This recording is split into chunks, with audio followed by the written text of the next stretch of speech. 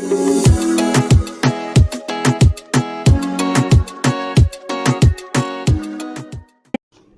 मैं हूँ मल्लिका संदीप और आशा करते हैं कि आप सब लोग बहुत अच्छे होंगे। आज हम बात करने वाले हैं famous brand mascots and the inspirations behind them. सबसे पहले हम बात करेंगे निरमा गर्ल की। हम सब में से सब ने देखा है एक washing powder, Nirma washing powder के पैकेट पर एक लड़की जो सफ़ेद फ्रॉक पहने नज़र आती है। इस बच्ची का नाम था निरुपमा। और आपको बता दें कि निरमा वॉशिंग पाउडर के मालिक यानी करसन भाई पटेल की ये बहुत ही प्यारी बेटी थी, लेकिन उनका अनफॉर्चुनेटली एक कार एक्सीडेंट में देहांत हो गया था। और करसन भाई ने तब डिसाइड किया कि वो अपने बेटी का नाम पूरी दुनिया में रोशन करेंगे, और इस तरीके से उन्होंने 1969 में ये वॉशिंग पाउडर बनाना शुरू किया था। जिस निरमा वॉशिंग पाउडर पर आप लड़की की फ़ोटो देखते हैं उनका नाम निरुपमा था, और जिनको कि हम आज तक निरमा गर्ल के नाम से जानते हैं।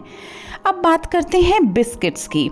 भारतीय बाज़ारों में तमाम तरह के बिस्किट्स हैं जिन्हें हम लोग हल्की फुल्की भूख मिटाने के लिए खाते भी हैं, और उसमें से बहुत तरीके की स्वादिष्ट कुकीज़ भी आजकल मार्केट में आ चुकी हैं। लेकिन पार्ले जी की बात तो कुछ और ही है।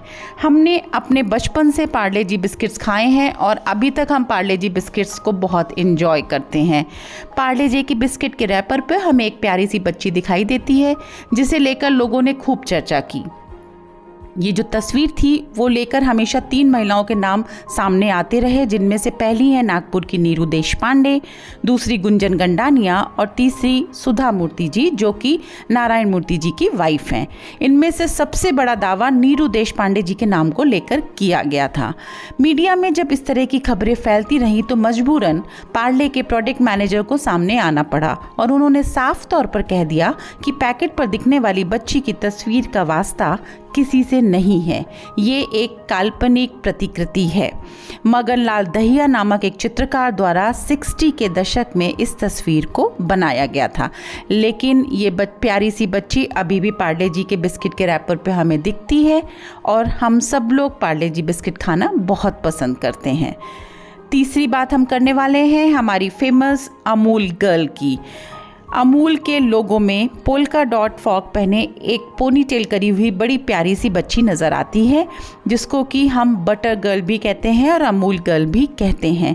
जब अमूल एड कैंपेन के लिए उन हेड कैंपेन सिल्वेस्टर द कुन्हा को लोगो समझ नहीं आ रहा था, तो उस दौरान डॉक्टर कुरियन ने अमूल गर्ल का एक बनाने का उनको एक सुझाव दिया, और इस दौरान ही अमूल की tagline Amul the taste of India भी फाइनल की गई थी।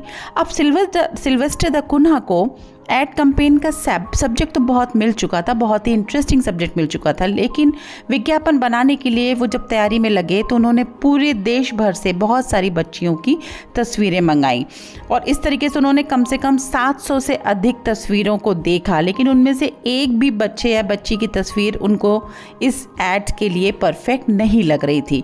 इसी समय सिल्वेस्टर द कुन्हा को लगा कि क्यों ना मैं अपने फ्रेंड को केरल में जो उनके दोस्त थे चंदन थरूर, उनसे बात करूँ और उनसे बोलूँ कि उनकी जो 2 बेटियां हैं और एक बेटा है उसकी फ़ोटो उनको भेजी जाए।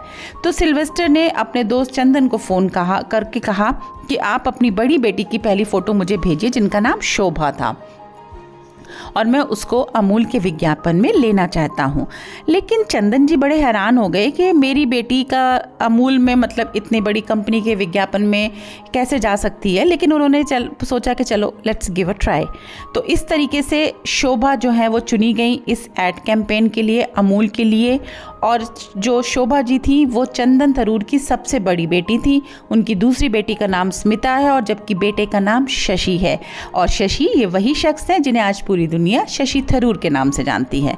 तो इस तरीके से हमारे लिए बनी अमूल गर्ल, जिनको अटली बटली डिलीशियस कैंपेन के रूप में हमने सामने देखा, और इसके साथ ही थरूर फैमिली भी केरल में बहुत मशहूर हो गई। और आपको जानकर बहुत आश्चर्य होगा कि ये जो एड कैंपेन थी उसका Guinness book of world record में भी नाम आया है। तो इस तरह से हमने बात करी 3 फेमस मैस्कॉट्स की। आज के लिए बस इतना ही। अपना ध्यान रखिए और खूब खुश रहिए। We will see you again very soon. Thank you and good bye.